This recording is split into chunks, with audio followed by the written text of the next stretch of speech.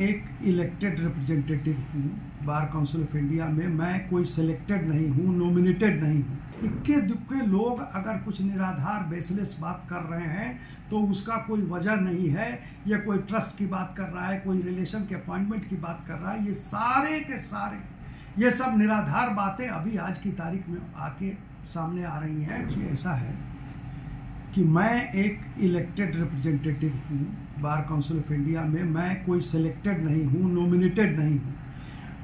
Advocates act के तहत ये एक स्टैट्यूटरी बॉडी है। इसमें देश के सारे 25 लाख से ऊपर वकील वो वोटर हैं। वो सबसे पहले अपना प्रतिनिधि चुनते हैं स्टेट बार काउंसिल में। स्टेट बार काउंसिल के सारे प्रतिनिधि मिलके बार काउंसिल ऑफ इंडिया में अपना प्रतिनिधि, अपना रिप्रेजेंटेटिव भेजते हैं और वो सारे रिप्रेजेंटेटिव सारे स्टेट के वो मिलके अपना चेयरमैन और वाइस चेयरमैन चुनते हैं। ये मेरा पीसफुली 7वां टर्म है।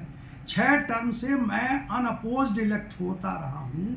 आज की तारीख में भी 2/3 मेजोरिटी से ज़्यादा बार काउंसिल जो हमारा है उसके मेंबर्स हमारे साथ हैं। इक्के दुक्के लोग अगर कुछ निराधार बेसलेस बात कर रहे हैं तो उसका कोई वजह नहीं है।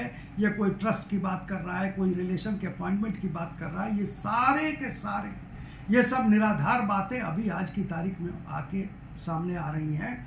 अभी कोई ट्रस्ट की बात कर रहा है, ट्रस्ट में सारा फंक्शनिंग जो है सो एकदम ट्रांसपेरेंट रूप से होता है। उसमें मैनेजिंग ट्रस्टी अच्छे अच्छे लोग हैं, सारे बार काउंसिल के मेंबर्स हैं और कुछ सीनियर एडवोकेट्स हैं, अच्छे लोग हैं। तो उसका जो है सो कोई आके लेखा जोखा देख ले। लेखा जोखा में उसका ऑडिट होता है हर साल। वो ऑडिट जो है सो गजट में जाता है, वो पब्लिश होता है, वो पब्लिक डोमेन में है। तो ये सब निराधार बातें जो आज की तारीख में इक्के दुक्के लोग कर रहे हैं, सीजेपी के लोग कर रहे हैं, जिनका कोई मतलब बार काउंसिल से नहीं है। यहाँ तक कि वकीलों को इन लोगों ने लीगल कॉकरोच कह दिया। ये बहुत शर्म की बात है वकीलों के लिए, और वकील समाज ऐसे निराधार बातों को, फालतू बातों को कभी बर्दाश्त नहीं करेगा। रेड्डी साहब ने भी आप पर बहुत गंभीर आरोप लगाए हैं। उन्होंने कहा है कि आप मिसयूज कर रहे हैं फंड का और प्राइवेट उसमें डाइवर्ट किया आपने फंड। देखिए, ये रेड्डी साहब के लिए है कि वो साबित करें। रेड्डी साहब यहाँ पे एक समय था कि वो यहाँ के सदस्य थे, को चेयरमैन थे। आज की तारीख में Sadashiv Reddy Karnataka state bar council तक के सदस्य नहीं है। वहाँ के चुनाव का रिजल्ट डिक्लेयर हो गया और उस चुनाव में वो नहीं लड़े। वो आज की तारीख में कर्नाटका स्टेट बार काउंसिल के भी सदस्य नहीं रहे। तो इसलिए अभी रेड्डी को कोई मुंह नहीं बनता है। लेकिन रेड्डी ने जो भी आरोप लगाया है वो पर्सनली पॉलिटिकली मोटिवेटेड आरोप है। वो दूसरे पार्टी से बिलोंग करते हैं, बीजेपी के विरोध में हैं, हमारे विरोध में शुरू से रहते थे। यहाँ भी जब तक मेंबर रहे तब तक उन्होंने मेरा विरोध किया जितना उनसे बन पड़ा। और आज की तारीख में बाहर होने के बाद भी बार काउंसिल से ये सब अनाप शनाप ये बकवास कर रहे हैं। तो पॉलिटिकली और बार काउंसिल के फोरम पे सदाशिव रेड्डी जैसे इक्के दुक्के और भी सदस्य अगर रहे हैं, लेकिन 2/3 से ज़्यादा मेजोरिटी हमारे पक्ष में है। आज भी हम लोगों ने फिजिकल मीटिंग अपनी की है और बहुत से बिजनेस ट्रांजैक्ट किए हैं। तो ये रेड्डी जो अनाप शनाप बयान दे रहे हैं कि कोई प्राइवेट अति हो गया, वो आके साबित करें। अगर वो साबित कर देंगे तो मैं बाहर हूँ।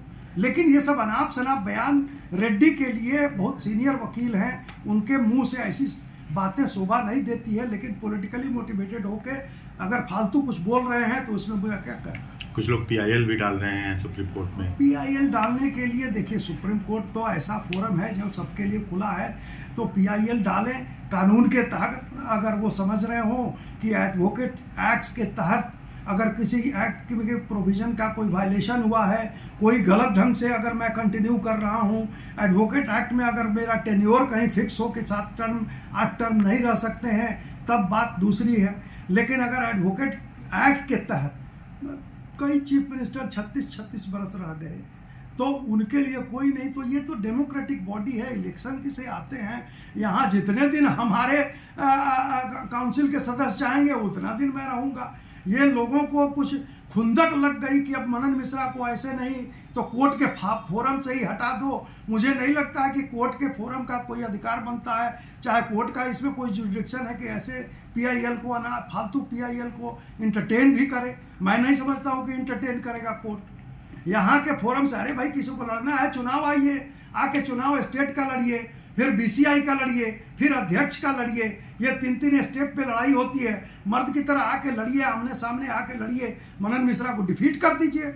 लेकिन वो नहीं हो रहा है। अब उससे हार गए, मैदान में नहीं जा सकते, वोटर के बीच में नहीं जा सकते, तो सोशल मीडिया की लड़ाई, पीआईएल की लड़ाई, इससे मनन मिश्रा नहीं हटने को है।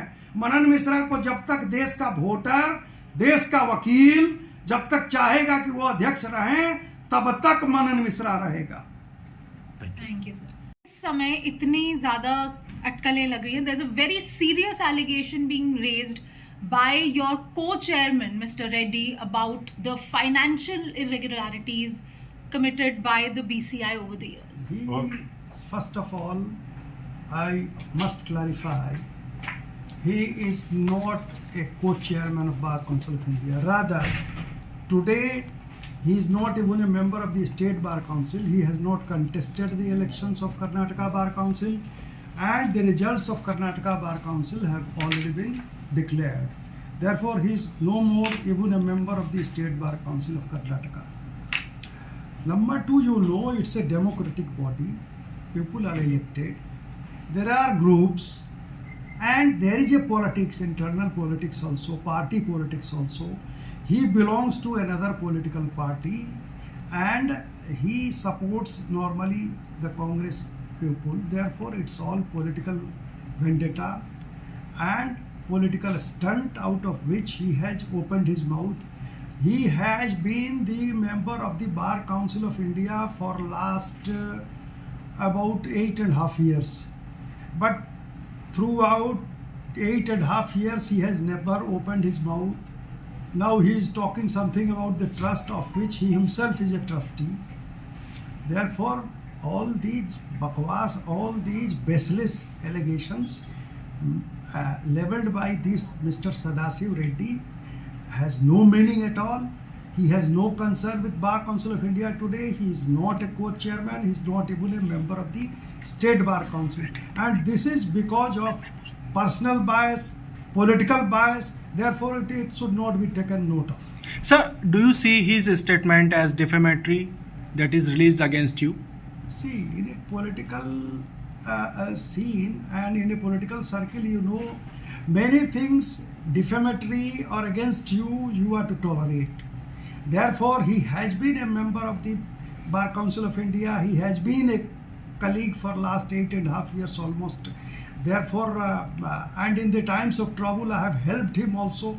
Once upon a time, he was removed by the Karnataka Bar Council.